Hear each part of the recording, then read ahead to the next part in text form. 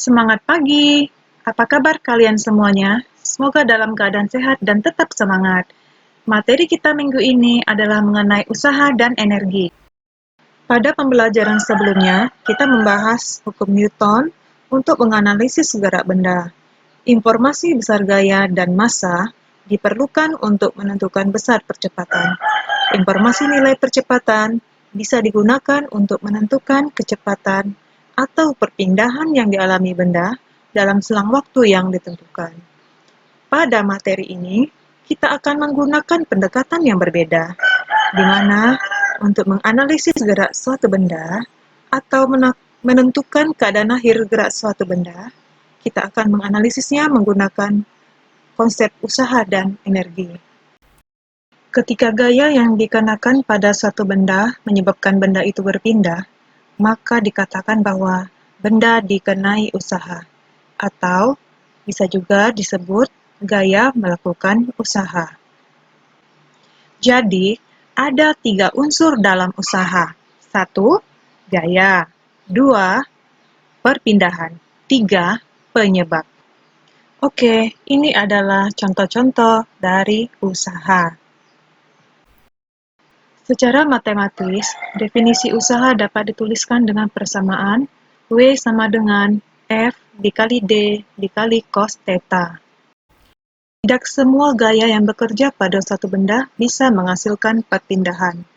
Nilai theta pada persamaan akan mempengaruhi berapa besar gaya yang bisa menghasilkan perpindahan pada benda tersebut. Satuan usaha adalah joule atau disingkat dengan J. 1 joule sama dengan 1 Newton kali 1 meter, atau 1 joule sama dengan 1 nm.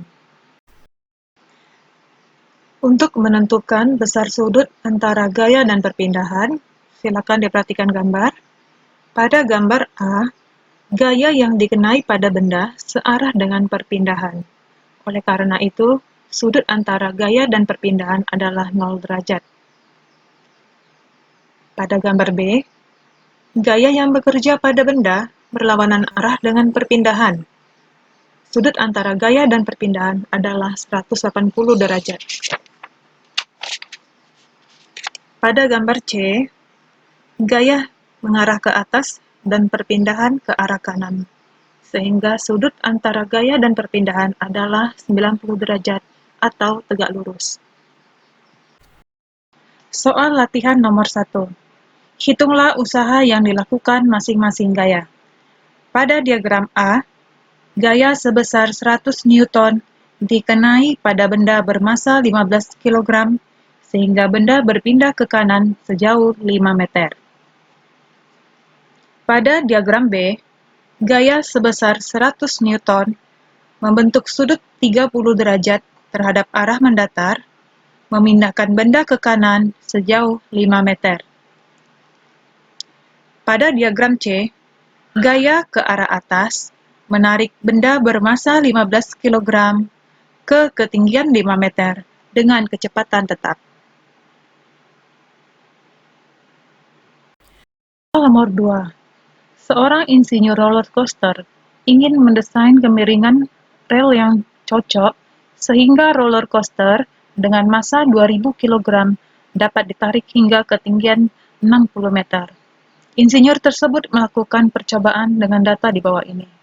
Pada sudut berapakah roller coaster membutuhkan usaha paling besar agar dapat ditarik hingga ketinggian tersebut?